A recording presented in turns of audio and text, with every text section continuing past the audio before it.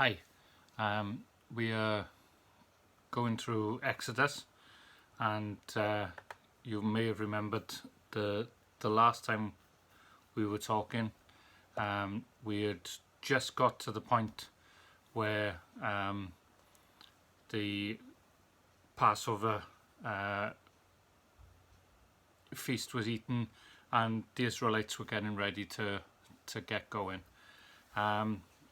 Well, the angel of death came down, and he took the firstborn child of everybody who didn't have the lintels painted, and the Egyptians were so distraught that the Israelites could actually go around and ask them for their silver and gold and basically anything that they wanted for their journey. So they collected what they wanted of their captors and set out. Now there are three potential routes that are talked about. The northern route was they left Goshen and they went through a row of sandbanks which is situated in a shallow part of the Mediterranean Sea, and they couldn't be followed across these sandbanks because the chariots and the horses were too heavy, and that was by the lake of Sardonis, and then they went on to Kadesh Barnea. The middle route was that they went straight across to Kadesh Barnea, but this route is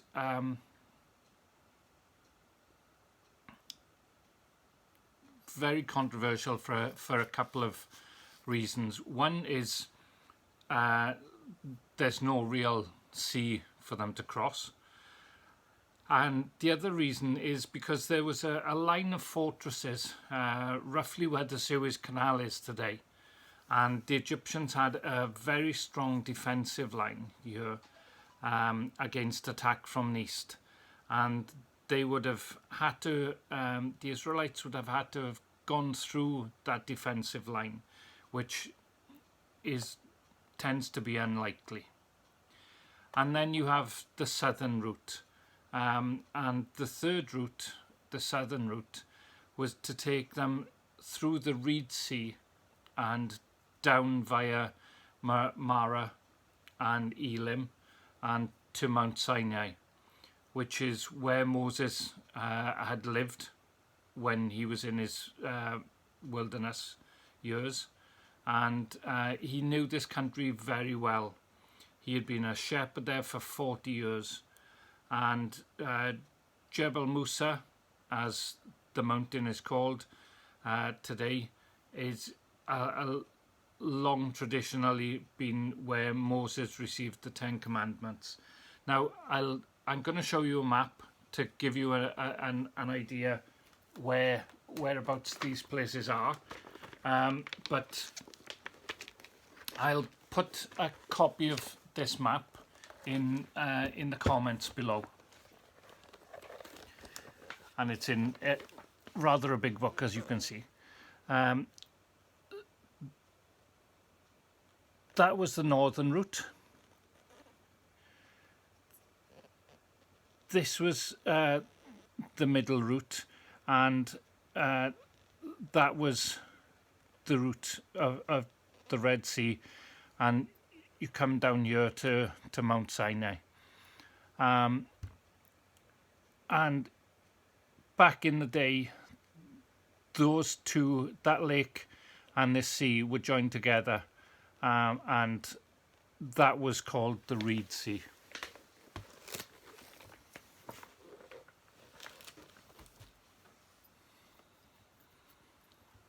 That was a bit of awkwardness there. The Bible doesn't say that God divided the Red Sea. Shock horror. Another one of those things that the Bible didn't say but has gone down in folklore. What it does say is that he sent an east wind which divided the Red Sea. And how on earth could an east wind divide the Red Sea? Well, the Great Bitter Lakes, which were joined to the Red Sea at the time, were joined up by a shallowish channel called the Reed Sea, and the Hebrew is far more likely to be the Reed Sea rather than the Red Sea. And the Great Bitter Lakes in those days was joined, and through this sort of marshy type channel, and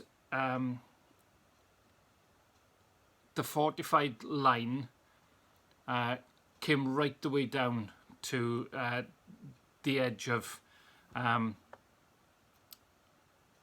the Bitter Lakes. So you had the fortified line right the way down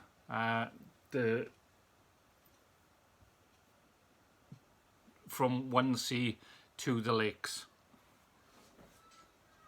Pharaoh would only let them go into the desert because if he wanted them back, he could go and get them, so he thought, because there was nowhere else for them to go. They go into the desert, and after he's done his mourning, he could go and get them back. And God sent a cloud to hide the Israelites from the Egyptian. Now, an east wind would have driven the water of the lake back into the lake, and the tide from the Red Sea went out at the same time. If those two things happened, then there would be an opportunity for them to cross the channel. But it doesn't explain the miracle. It doesn't say that God didn't send the east wind, and it doesn't explain away the miracle at all. It's just a matter of right timing, but that right timing in itself was a miracle, because if you don't believe in the miracle of the parting of the Red Sea, which there are other accounts of the sea being parted within the Bible, and there's been accounts since.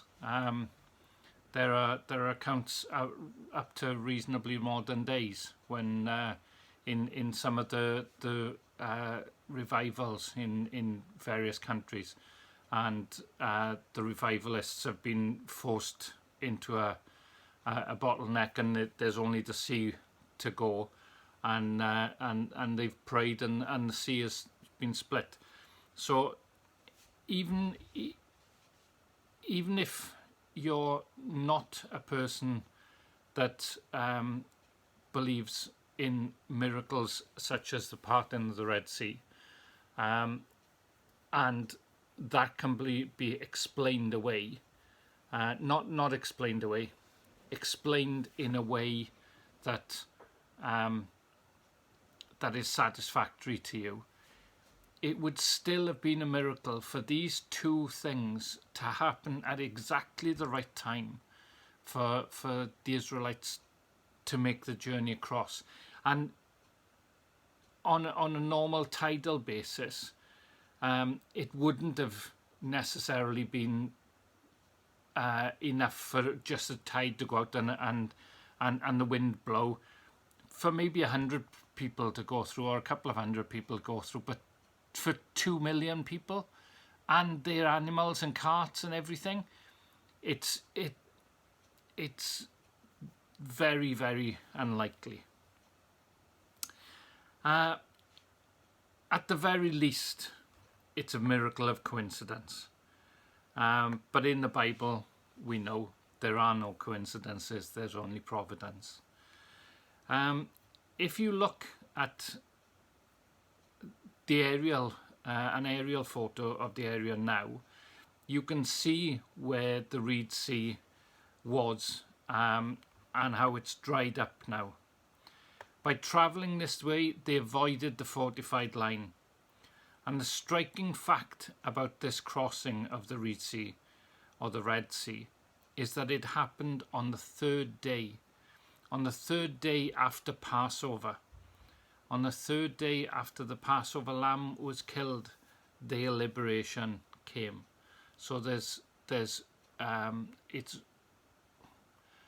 not reminiscent of Jesus on the cross, because it came before, but you know what I mean. And I'm sorry I can't think of the words, but you know what I mean. In the Bible it says the very hour in which the Passover lamb was to be killed by the Jews for the bloodletting, and that had to be killed in the midst of the afternoon on the day before Passover, which is 3 p.m, exactly the same time as Christ was killed, or Christ died. And on the third day after that, they escaped. Well, on the third day after that, we know that Christ arose and we had our escape. And they are free now of Pharaoh, and they never see him again. We know that Pharaoh's armies rushed into the gap that the Israelites had gone through, and once the Israelites reached land, the waters collapsed upon the Israelites and killed the countless members of the Israelites' armies. They are now in a place where there is no support for human life except for a few Bedouins, and it is certainly not the type of place to take 2.5 million people and their cattle and everything else. There would be external and internal problems for Moses to face. The external one was food and water. Where did they get enough of either? The answer is God had to provide it. And he provided them with little pieces of bread scattered on the floor, but they didn't know what these pieces of bread were. When they harvested them, they found it was edible and named it in Hebrew manna, which means, what is it? So when you ask, a child asks a parent, what's for breakfast today? The parent replies, what is it?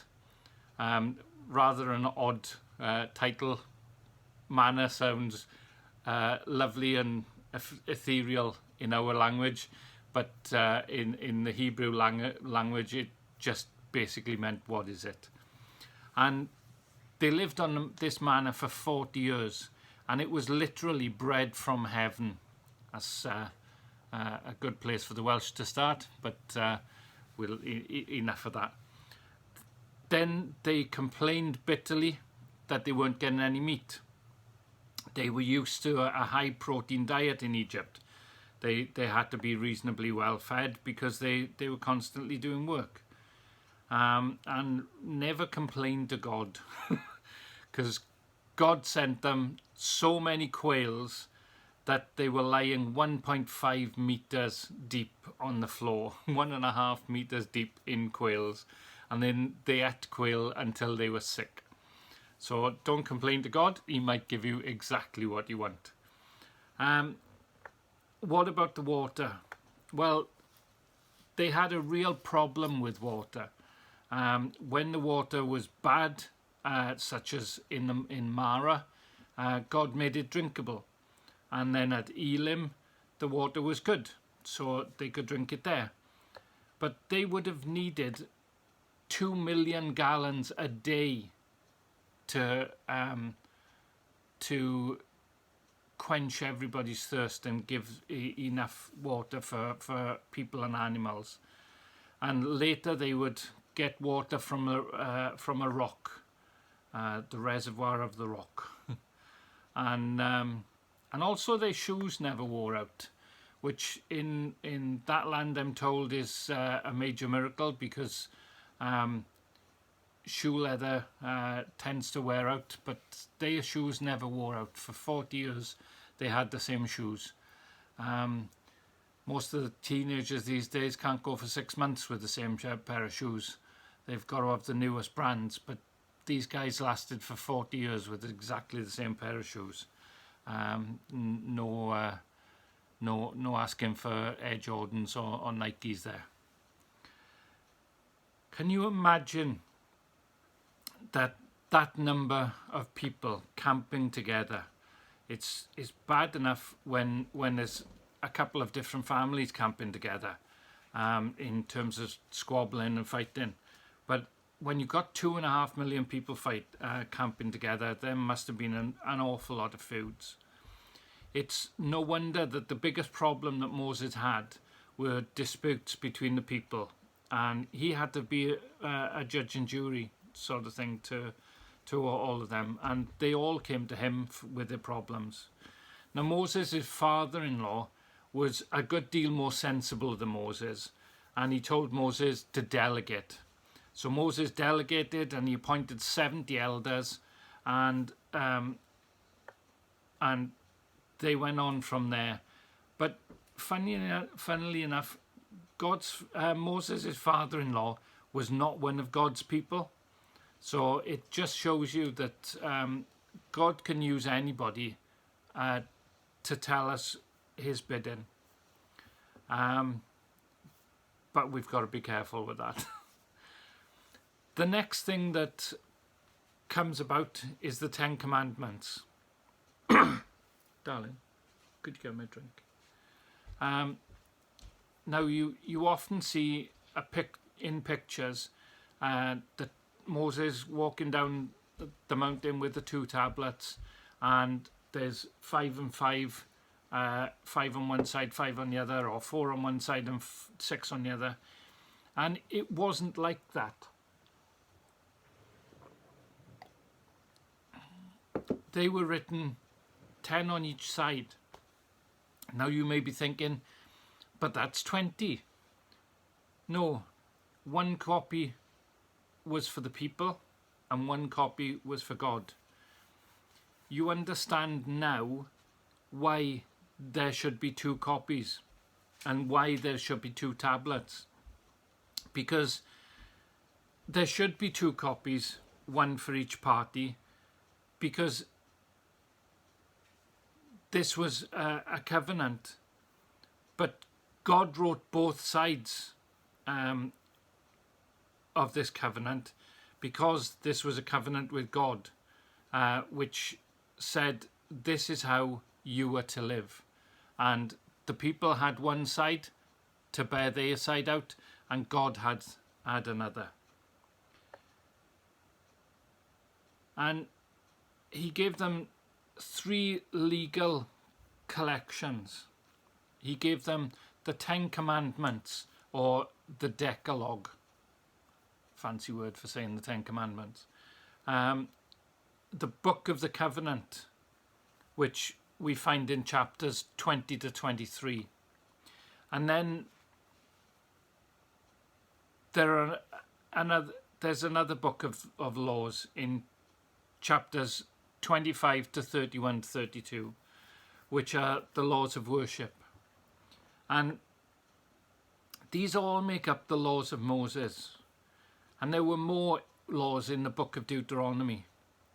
But the law is not just the 10 Commandments. There are actually 613 laws and regulations for them to live by before God. But let's start with the 10 Commandments. There are 3 basic principles. The principle of respect. All the 10 Commandments are based on that principle.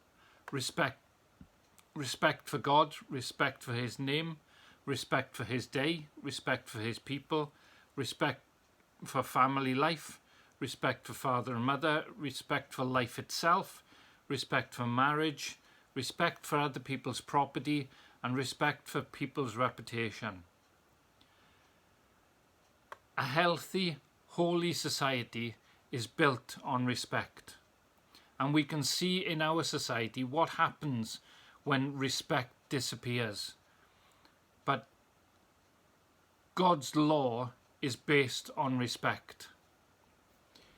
Loving God and loving your neighbour are translated as respecting God and respecting your neighbour.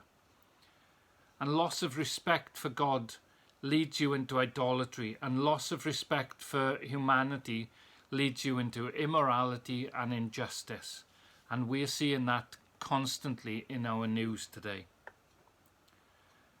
So in this way, you can see how the law is made up, and it's good. Most of the Ten Commandments are about acts or deeds, but the last of the Ten Commandments is about feelings. It is the only one about the heart. And maybe it's why Paul said he could keep all 9, but he couldn't manage the 10th. And the 10th one is, don't be greedy. Don't want what you haven't got. It is the only one concerning your inner life, and the rest are concerning your behaviour.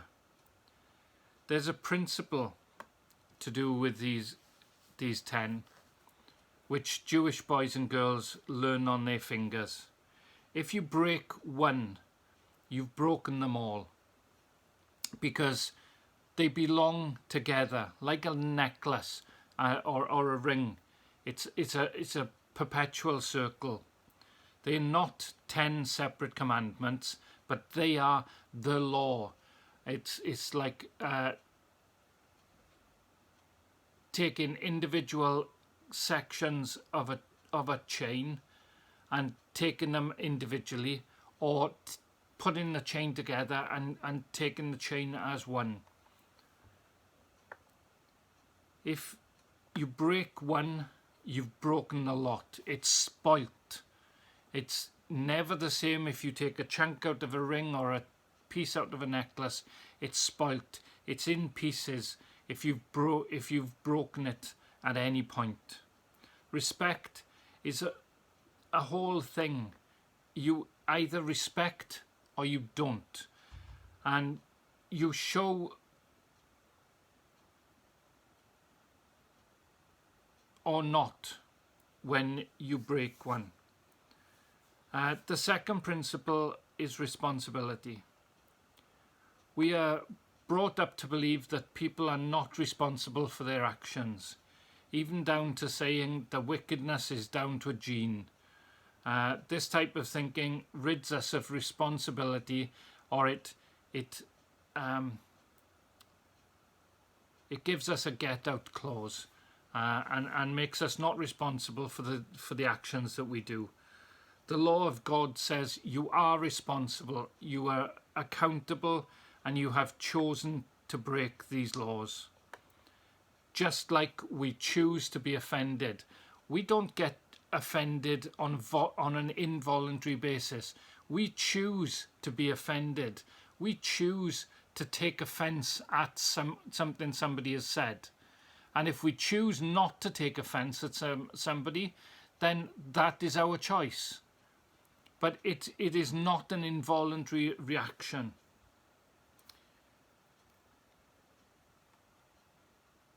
Everyone, you choose to break the rules. And this holds us responsible before God. Every one of us is to live right before God. So the two principles of respect and responsibility are there, and that brings us to the third principle, retribution. There are sanctions in this law. One of them is capital punishment. The death penalty is applied to 18 different sins against God in the law of Moses. Aren't you glad that we don't live under the law of Moses? because breaking the Sabbath is one of those that the death penalty is attached to. But there's a specific line on the difference between doing things on purpose and doing things by accident. These two types of killings, for example, there's intentional murder and accidental manslaughter. There's no sacrifice in the Mosaic law for continued, deliberate, intentional sin. And lots of people think that they can just get out of that with a prayer, with a sacrifice. And there is no sacrifice whatsoever in the Mosaic law, in the Jewish law, in the law of Moses, for continued, deliberate, intentional sin. And there isn't any in the New Testament either. If you want to read about that, read the letter of Hebrews. Well, this law is given in a context, and the context is this: I brought you out of Egypt, and I will bring you into Canaan. This is how you are to live now. And that's the important point. It's on the basis of what God has done for them and what he will do again for them, that he appeals to them to live right now. And in the same way in the New Testament, it's on that basis that what God has done for us and what he's going to do for us in the future, that he says, now this is how I want you to live. God's set out, we call them rules, but they are guidelines for our safety, our health, and our well-being, to give us a joyful, happy life. And that's what he wants us to live by. Without that context, the law becomes harsh, impersonal, a horrid thing. But in this context, it becomes a good thing that fits. The response of gratitude to God's grace. And next time, we'll move on from the Ten Commandments. God bless.